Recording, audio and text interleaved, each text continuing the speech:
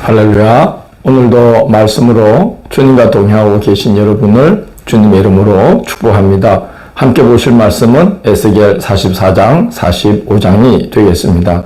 에스겔 44장은 성전의 거룩함을 지키게 하라고 하나님께서 에스겔에게 명령하시는 말씀입니다. 첫 번째는 성전 동쪽 문은 항상 닫아두라 말씀합니다. 하나님께서 그리로 들어오셨기 때문에 백성들이 그 길로 다녀 부정케 하여서 하나님께서 성전을 떠나시게 되는 일이 없어야 하기 때문이다고 말씀합니다. 두 번째는 이방인들로 하여금 성소를 드나들게 하지 말라고 말씀합니다. 그들은 몸과 마음의 할례를 받지 아니하였기 때문인데, 특별히 그들은 백성들을 우상 숭배의 유혹에 빠져들게 할 위험이 매우 크기 때문입니다. 10절을 보면 심지어 이방인들로 말미암아 우상 숭배의 유혹에 미혹당한 자들이 다름 아니라 레위 사람들도 그릇 행하여서 그 우상을 따라 나를 멀리 떠났다라고 10절을 보면 말씀하고 있죠. 그래서 이방인들로 하여금 성소를 드나들게 하지 말라고 말씀합니다. 세 번째는 미혹당한 레위인들에게는 제사를 집례하는 일을 맡기지 말라는 거죠. 그들은 우상 숭배에 미혹당했을 뿐만 아니라 자신에게 위임된 거룩한 직무도 소홀히 여겼습니다. 8절을 보면 너희가 내 성물의 직분을 지키지 아니하고 내 성소에 사람을 두어 너희 직분을 대신 지키게 하였느니라, 그렇게 말씀합니다. 그러니까 하나님 섬기는 게 얼마나 귀한지를 잊어먹어 버리고 망각하여 버려서 귀찮게 여긴 거죠. 그래서 제물을 잡고 제물을 올리고 제단에 올리고 하는 이런 것들을 사람을 시켜서 부리면서 했다는 것입니다. 그래서 그렇게 하나님의 성물의 직분을 제대로 지키지 아니한 그런 레위인 제사장들은 성전을 지키거나 또는 성전에서 수종드는 일은 맡길지라도 제사장의 직분, 곧 지성물을 가까이 하여 하나님께 예물을 올려드리는 그런 일은 하지 못하게 하라고 말씀합니다.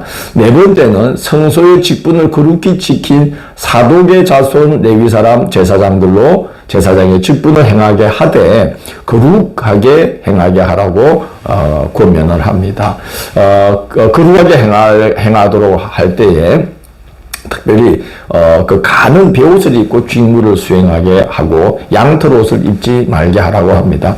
양털 옷은 땀을 나게 하죠. 그래서 하나님의 전에서 수종들면서 땀을 비질비질 흘리고 그러면 보기가 그렇고 또 이제 그 부정한 그런 상황이 되지 않습니까? 그래서 그렇게 제사장이 자기 의복을 잘 구분함으로써 백성을 거룩하게 할 수 있기 때문이다, 그렇게 말씀합니다. 그래서 직무를 마치고 바깥들에 나갈 때는 반드시 그 제사의 직무를 수행했던 그 거룩한 옷을 제사장의 거룩한 방에 두고 다른 옷을 입고 바깥으로 나가서 백성들을 만나라, 그렇게 말씀합니다. 그래서 그 제사장이 그 옷 하나로도 백성을 거룩하게 할 수 있기 때문에 그런 것입니다. 그 외에 율법이 제사장에게 정한 여러 규례들을 말씀하면서 그대로 잘 지켜 행하게 해야 된다, 그렇게 말씀합니다. 23절을 보면 그렇게 함으로써 백성들에게 거룩한 것과 속된 것을 구별하여 가르침으로써 백성들이 정한 것과 부정한 것을 분별할 수 있게 하기 위함인 것입니다. 다섯 번째는 백성들에게는 제사장의 몫으로 돌려야 하는 것을 성실히 돌리게 하라는 것이죠. 그렇게 함으로써 그들이 백성들의 집에 복이 내리도록 하게 해야 한다, 그렇게 말씀을 합니다. 45장은 본토로 돌아갔을 때에 땅을 분배하는 원칙에 대한 말씀을 하는데요. 1절을 보면 먼저 한 구역을 거룩한 땅으로 삼아 여호와께 예물로 드리라고 합니다. 길이가 25,000척, 너비가 10,000척을 구분해서 곳을 성소와 제사장들의 거처로 삼고 또 똑같은 크기로 땅을 구분해서 성전에서 수종드는 레위인들의 거처로 또 삼고 그 옆으로는 길이가 25,000척, 너비는 5,000척이 되는 땅을 구별해서 성읍의 기지, 곧 수도로 삼으라는 것이죠. 그리고 그렇게 구별된 구역들 좌우편으로는 왕의 땅을 삼고 나머지 땅은 이스라엘 족속들에게 그 지파대로 분배하라고 명령하십니다. 그러니까 그러니까 이것을 이제 우리가 생각을 해보면 아마 가장 중앙, 긴 가나안 땅에 이제 가장 중앙에 이제 성소와 제사장의 거처, 그리고 그 위쪽에 똑같은 규모로 레위인들의 거처, 그리고 그 밑에 길이는 같되 폭이 좁은 그런 이제 땅을 그 성읍의 기지, 수도로 삼고 나머지 좌우에 요단강과 지중해를 만나는 그 경계까지 나머지 부분의 땅을 왕에게로 돌리고 그 나머지 이제 남북으로 놓여 있는 땅은 백성들의 땅으로 하라 이렇게 말씀하신 것으로 보입니다. 이렇게 땅 분배하는 내용은 굉장히 그 의미가 있는 것이죠. 하나님께서 이스라엘 백성들을 애굽에서 건져내시고 가나안 땅으로 들이시기 전에 이제 성막의 시향에 대해서 먼저 말씀하시고 그 이후에 가나안 땅을 들어가게 되면 지파별로 땅을 어떻게 분배하라고 이제 말씀했던 것과 같이 굉장히 유사한 방식으로 지금 말씀을 하고 계십니다. 이것은 이스라엘 백성들이 다시금 약속의 땅 가나안으로 돌아가게 될 것을 강력하게 시사해주고 계신 겁니다.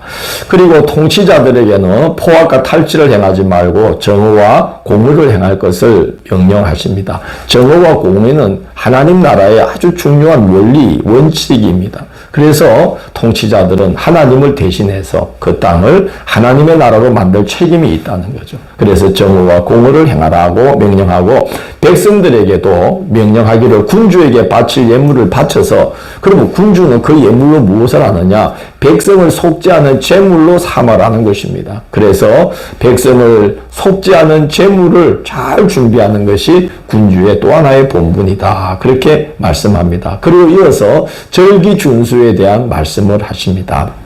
그렇게 이제 성전이 회복되고 가나안 땅이 회복되고 제사가 회복되고 절기가 회복되는 이런 예고들은 이제 바로 이스라엘의 온전한 회복을 이제 강하게 약속하고 계신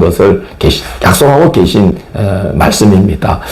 우리가 읽어보면 하나님께서 주신 것들이 얼마나 감사하고 복된 선물인지를 알게 되고 그것을 다시 회복시켜 주시는 게 얼마나 큰 은혜인지를 우리가 알게 되죠.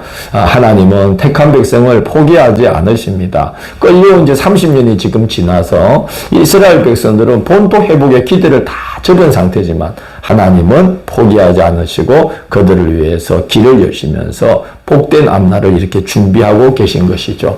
이 하나님의 은혜가 하나님의 백성된 우리에게도 함께하기 때문에 우리는 앞날에 늘 희망을 두고 살 수 있는 것입니다.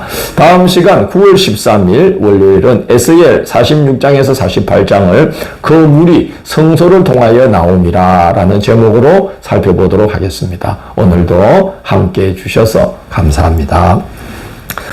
우리를 위하여 복된 일들을 준비하시고 일을 행하시고 이를 이루며 이를 성취하시는 하나님께서 우리의 아버지가 되어주심이 참으로 감사합니다. 힘들고 어려운 나날들도 있지만 우리를 위하여 지치지도 아니하시고 졸지도 주무시지도 아니하시고 쉬지 아니하시고 복된 앞날들을 예비하시고 길을 열어가시는 하나님께 소망을 두고 항상 기도로서 살아가도록 인도하여 주옵소서. 예수님 이름으로 기도드립니다. 아멘.